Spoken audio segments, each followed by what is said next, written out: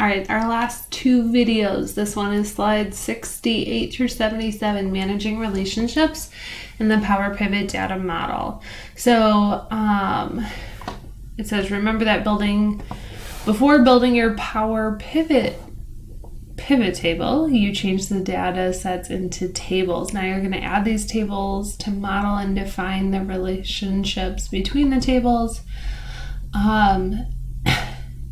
So we've created databases before and built relationships. We're going to do that again. Okay, making sure that like we are connecting information that's the same in multiple tables. So if you remember back to Access, we definitely have done this before. Okay, so your Power Pivot solution should be open.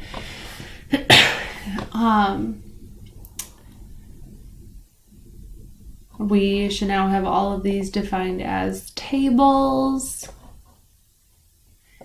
And we have our pivot table here. Okay, so we're going to select the rep by state worksheet and select any cell in this table. Just make sure that you're clicked on it. And we are going to then go to the Power Pivot tab, make sure you're on this one, and add to data model. Okay, click back to the main Excel application and repeat steps 1 and 2 for the region by state. So come back over here, region by state, click anywhere on here. We're going to add to data model.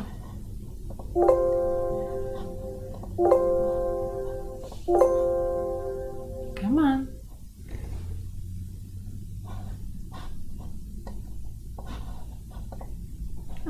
And we're going to do state names. So we can click anywhere in here, add to data model. Okay. Slide number 70. After step 4 in the Power Pivot window, across the bottom of the window, you should see 4 tabs. Okay, so we have our 4 tabs now down here. Click the main tab, the sales one. Okay, so that the main data table is visible. Then click any cell in the state abbreviation column. Okay, anywhere in here. We are going to create a relationship by going to the Design tab and create relationship. This should look familiar from Access. And we're going to select the tables and columns that relate to one another. So this right here relates to our rep by state and the state abbreviation column, and press OK.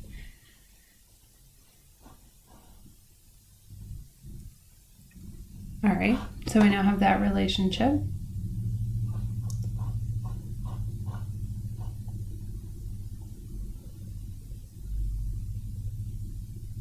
Now I'm on slide 72.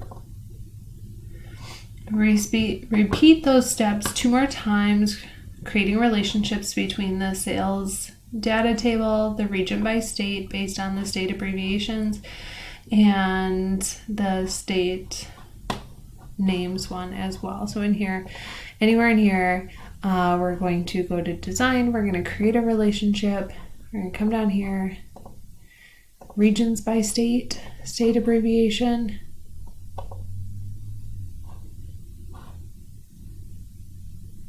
And one more time, we're going to create a relationship and we're going to tell it by state names.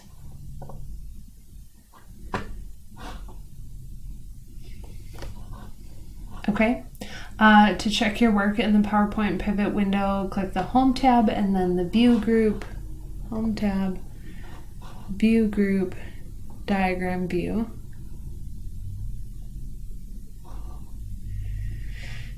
And we should see that state abbreviation connect state abbreviation, and state abbreviation. Like all of these filter in here. Okay. Should see a map similar to what's shown in the figure on the next slide. So I just want to confirm, yes, that is what I see. Hover over the mouse of each of the arrows between the tables to make sure the relationship is properly defined. Okay, so state abbreviation, state abbreviation, state abbreviation. You can manage relationships button on the design tab to create additional relationships or to edit or delete existing relationships. So if for some reason you're having issues, you didn't set it up correctly, you can come in and manage and you can delete it and redo it. Okay. So we can close this now.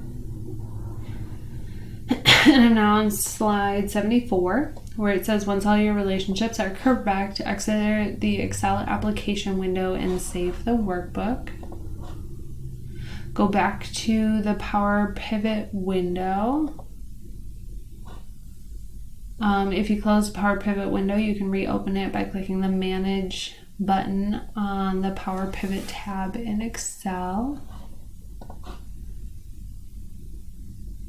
So I want this to come back here.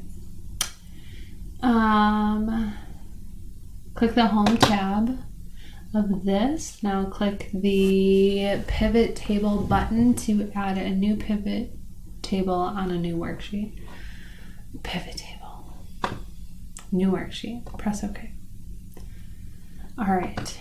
In the Pivot Panes field, expand all the fields for the sales. Click the checkbox on the sales amount. Once pivot table populates, right click cell B4. Number format, we want accounting, no decimal places. Add product to the columns. Okay. If you are seeing only the table sales list, select the All button underneath the pane. Right here. Click All if you're not seeing all of these. I'm now on slide 75. In the expand the existing fields for the region by state and add the region to the rows. Okay, so within each region, I can see the total sales for each item, each product.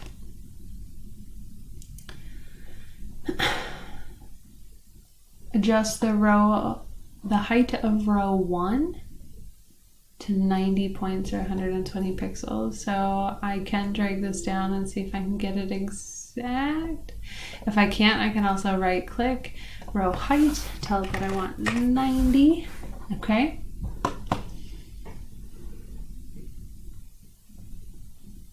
Click any cell at the pivot table.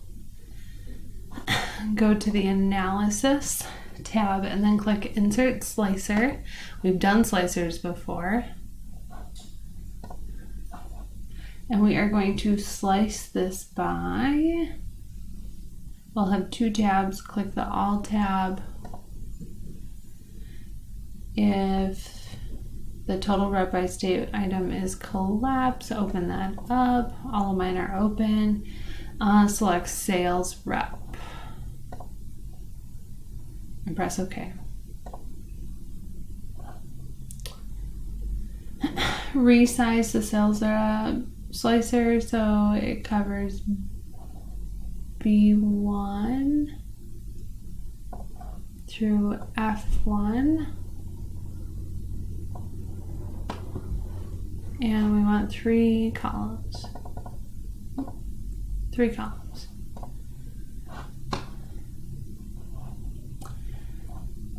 It says with the slicer still selected. On the Slicer Options Tools button group, oh, we did that. Okay, use the slicer to filter with Amelia. I don't have Amelia. I'm going to do Isabel again.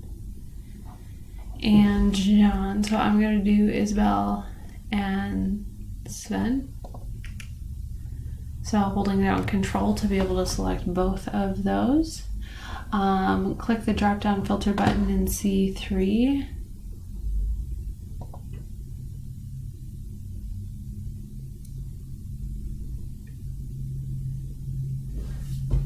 Click the point to label filters and ends with